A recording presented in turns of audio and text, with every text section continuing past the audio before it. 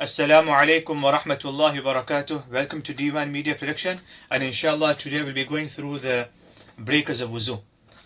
So I get this question asked many times.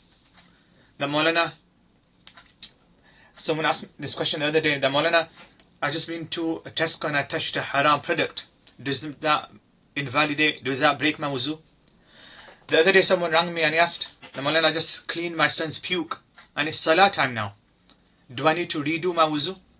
So I thought of going through the breakers of wuzu in a very easy manner, so that after today, inshallah, those who are watching this video will be able to know what are the 8 breakers of wuzu.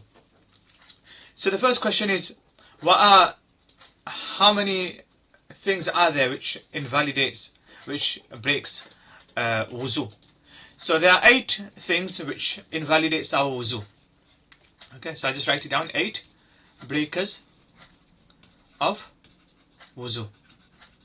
Now many might ask, the Maulana, how will we be able to remember that there's 8 breakers of wuzu?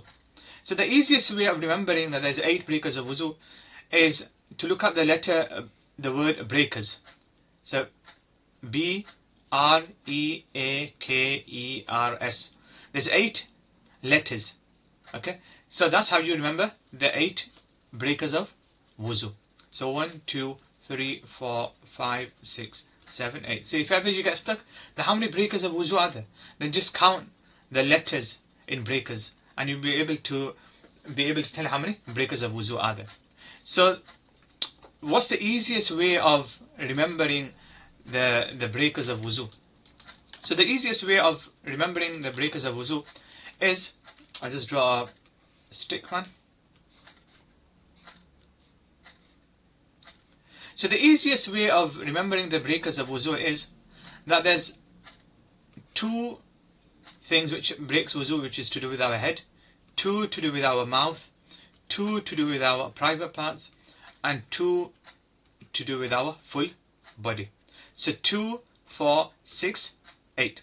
So if ever you get stuck, now what are the 8 breakers of wuzu? Just think, 2 are to do with our head, 2 to do with our mouth, 2 to do with our private parts, and 2 to do with our full body.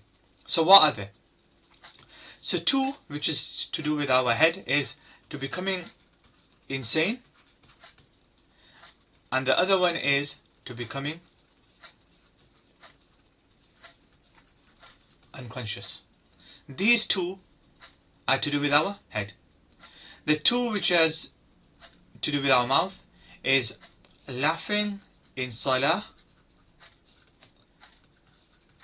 and the other one is vomit.